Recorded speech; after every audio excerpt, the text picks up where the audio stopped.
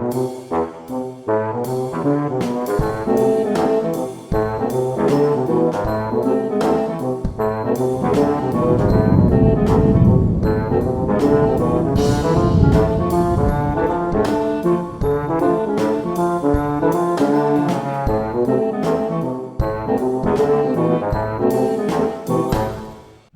everybody, this is TimeRider, and I'm sure a lot of you recognize this little bad boy as the Ford GT40. And it's become kind of a popular car as of late, what with movies and documentaries covering the origins of this little beast that was created by Hank the Deuce. Actually, Carl Shelby created it, but it wasn't without dipping his hand into Hank the Deuce's pocket.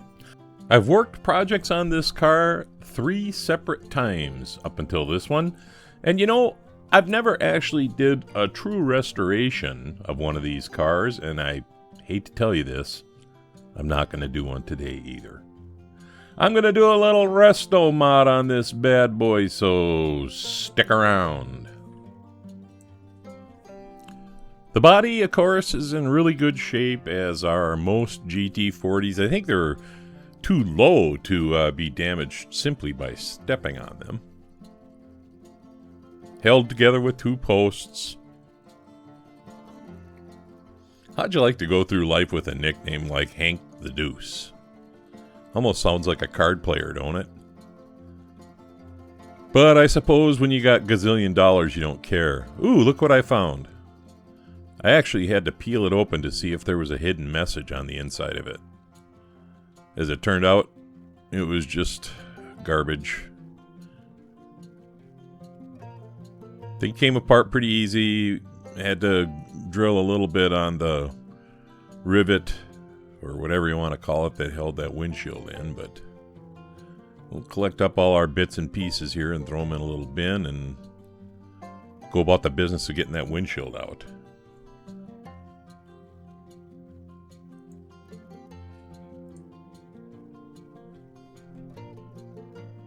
And then, you know me, I like to clean up the burrs on the edges of all of these posts because I want the thing to go back together as easily as possible. Like that. There we go. I'd say we're pretty good to go.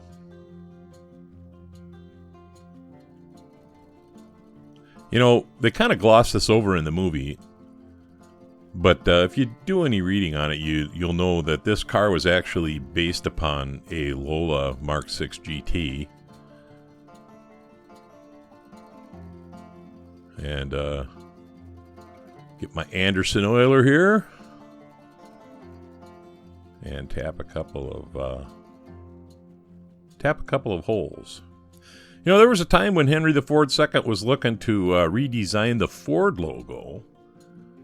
And after he received submissions, he decided it was just too much of a change. If the oval was good enough for his grandpa, it was good enough for him. And we'll get a screw in there because we got to put it back together at some point. And into the primordial ooze she goes. Here's a little known fact. Ford and Coca-Cola use basically the same font in their logos.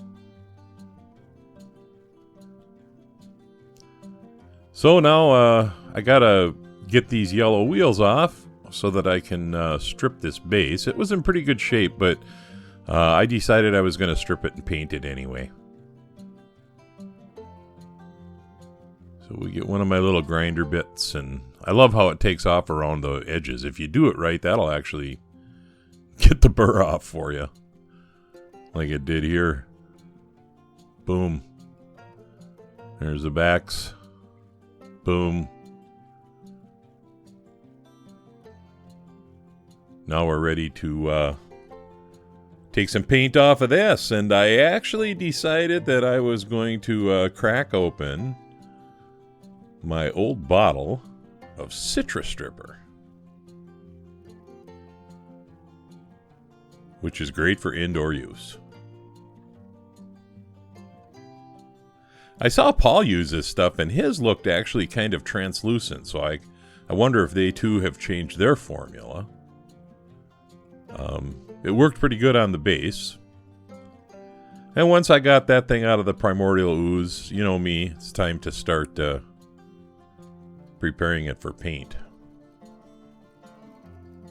You know, Ford actually made 5 open-top Roadsters out of this car for the purposes of racing. 4 of them had steel frames and 1 had an aluminum frame. And the one with the aluminum frame was dubbed Big Ed. And this was after the Edsel. Give this a little polish here. Big Ed was kind of a failure. Actually, the Roadster itself was kind of a failure, but Big Ed only won 1 race. And that was only because the car in front of it stalled out. So, otherwise it would have been an offer.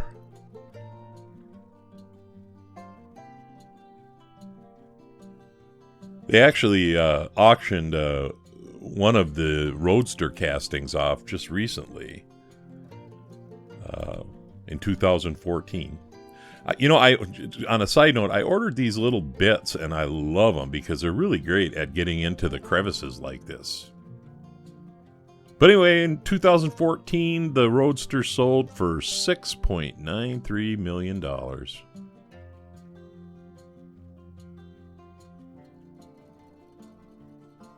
And you can actually see one of those Roadsters if you go to a museum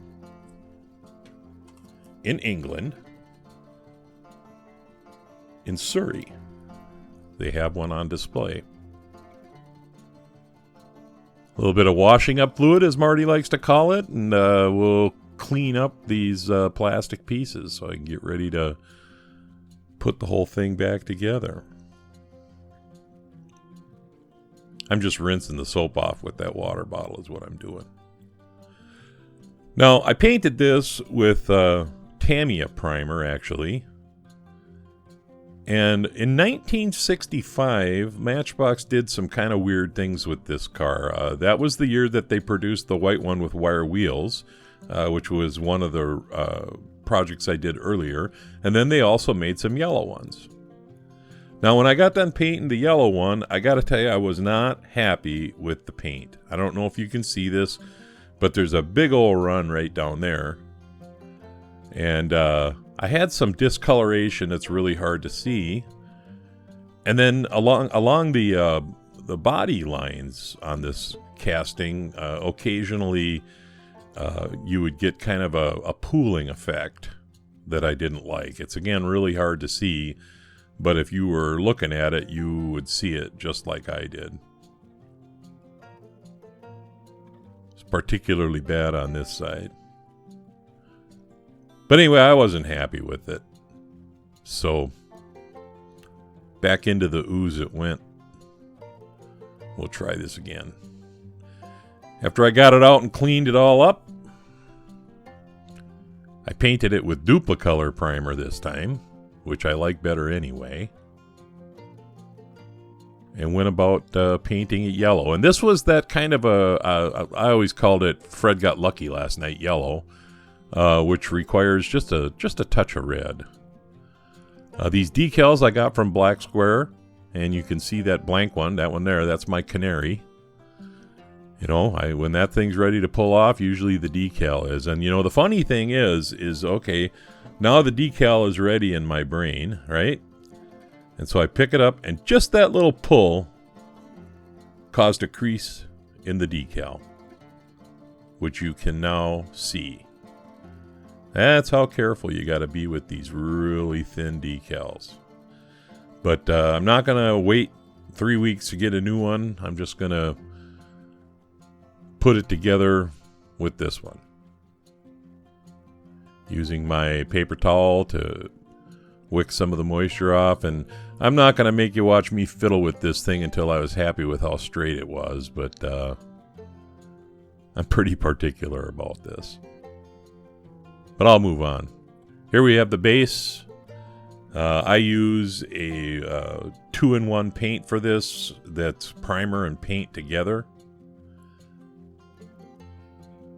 I'm sure you've seen me do that before.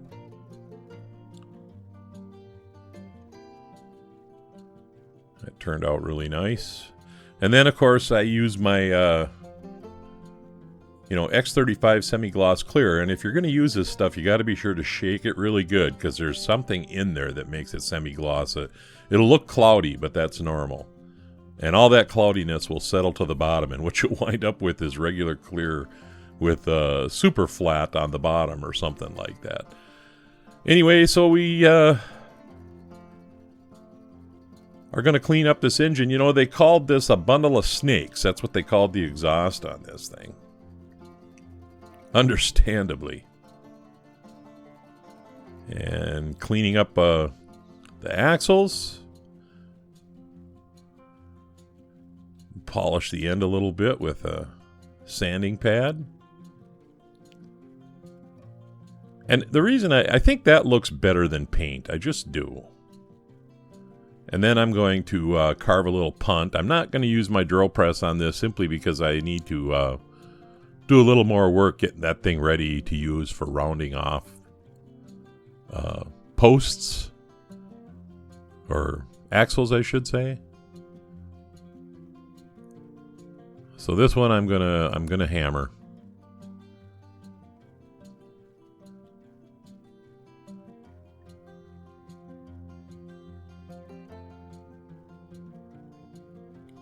You know, the Roadster that they had that won the race, they had plans for it, but it slowly got robbed for parts. And apparently there were some customs issues with it, and customs was coming to, I don't know if they were going to seize it or what. So Carroll Shelby had it dismantled and cut up for scrap.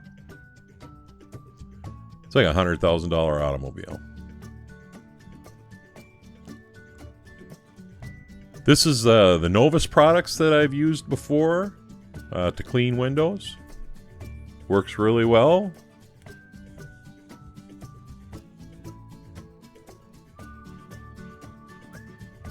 And here I am with everything ready to go. Now I'm wearing gloves because even though I baked this, usually I don't wear gloves, but usually it's because the paint is really, really dry. But I baked this and painted it and assembled it all in the same day, which is very unusual for me, but I really wanted to get a video out today.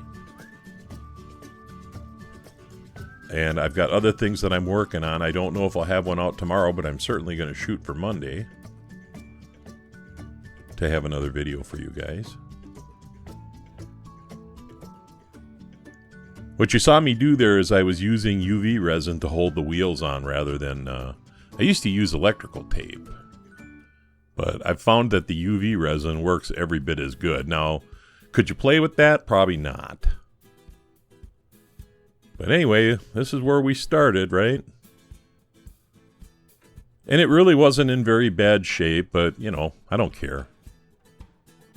Yell at me if you want to about that, but it had enough flea bites that I really didn't feel too bad taking the paint off and trying to make it into something better. So anyway, let's take a look at where I wound up.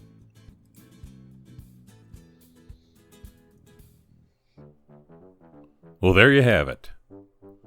The Matchbox number 41C Ford GT40 in 1965 yellow.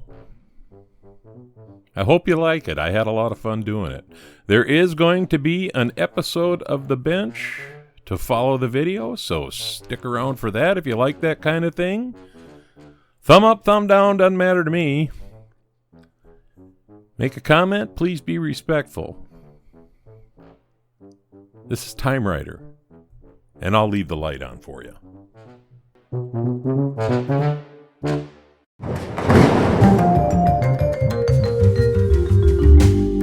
Hey everybody, thanks for sticking around for this edition of The Bench.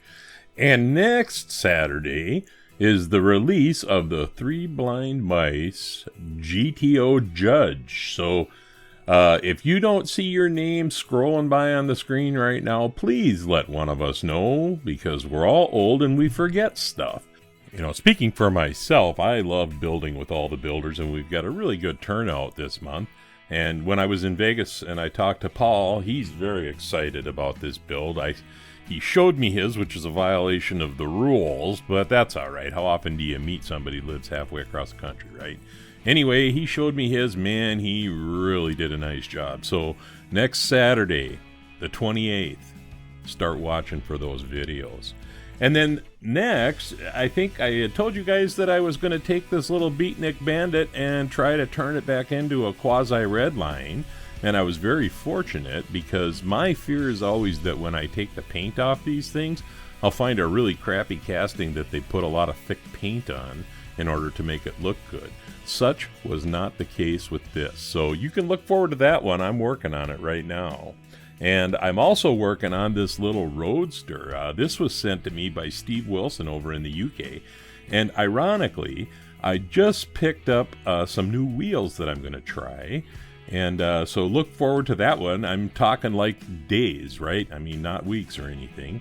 And then last but certainly not least, I want to talk about these GT40s.